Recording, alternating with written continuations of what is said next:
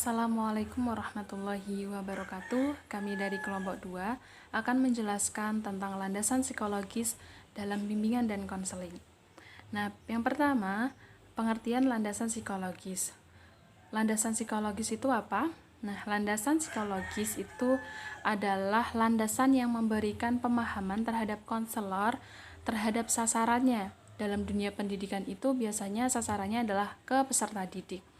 Bimbingan dan konseling itu biasanya mengarah kepada perilaku atau tingkah laku individu. Yang kita ketahui, manusia satu dengan manusia lainnya itu memiliki perilaku yang berbeda-beda, sehingga yang memiliki tingkah laku yang menyimpang itu perlu ada pendekatan atau bimbingan dari konselor.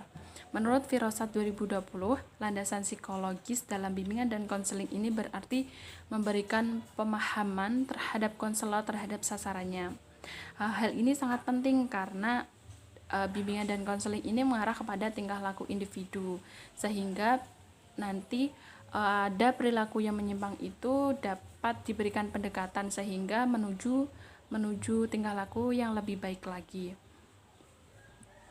Nah, kemudian dalam proses pendidikan, peserta didik itu tidak jarang memiliki stagnansi dalam perkembangan belajarnya, sehingga dalam diri peserta didik itu mengalami gangguan psikologisnya, bisa berupa perilaku yang menyimpang, frustasi, atau bahkan depresi.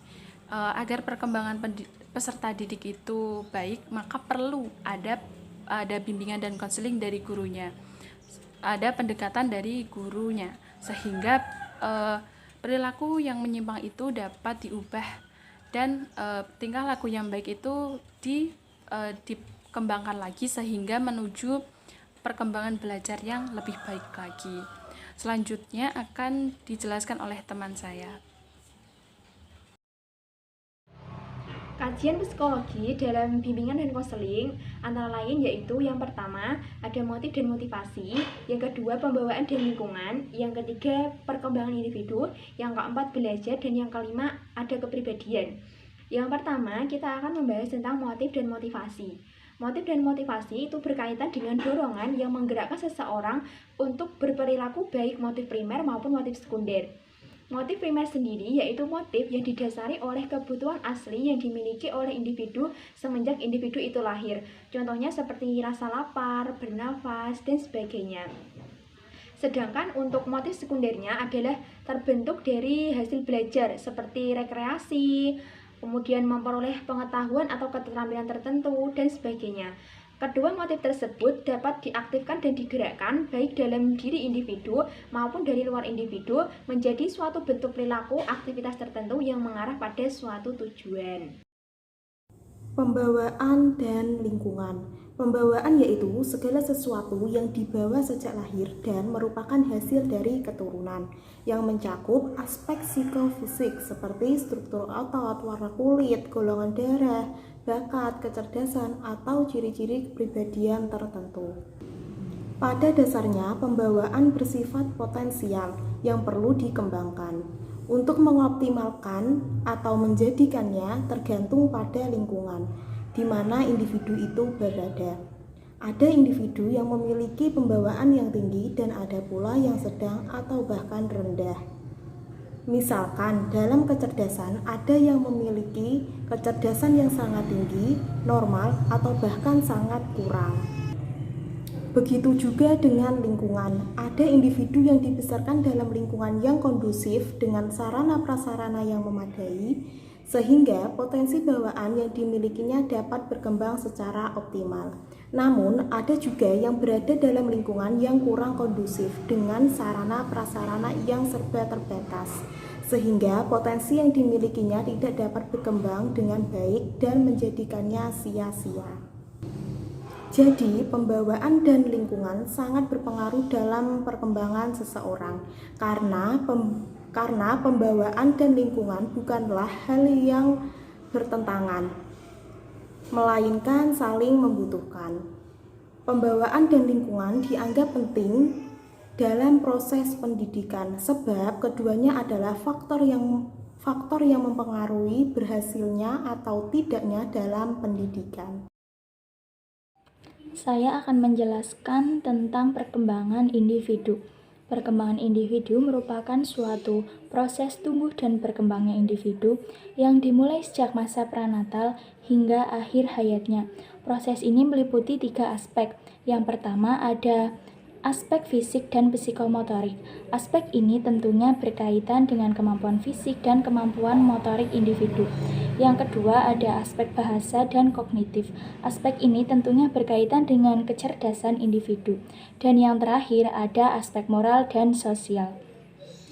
Aspek ini tentunya berkaitan dengan proses belajar suatu individu untuk menyesuaikan diri dengan lingkungan sosialnya. Kajian psikologi yang selanjutnya yaitu belajar.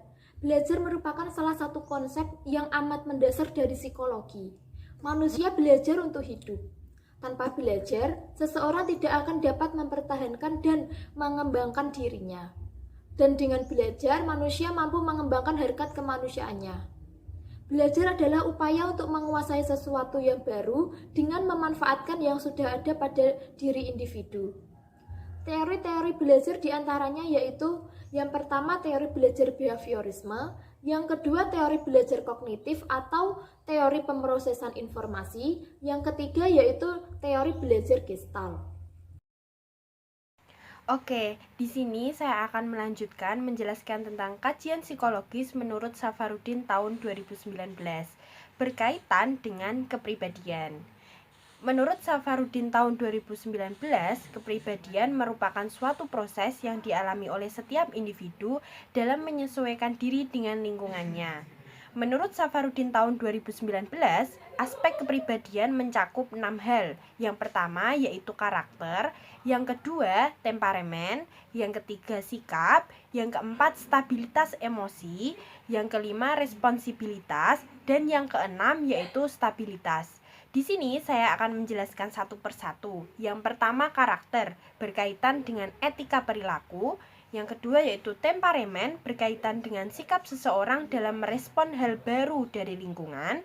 Yang ketiga sikap, tentu dimiliki oleh setiap orang dalam menentukan sikapnya terhadap sesuatu.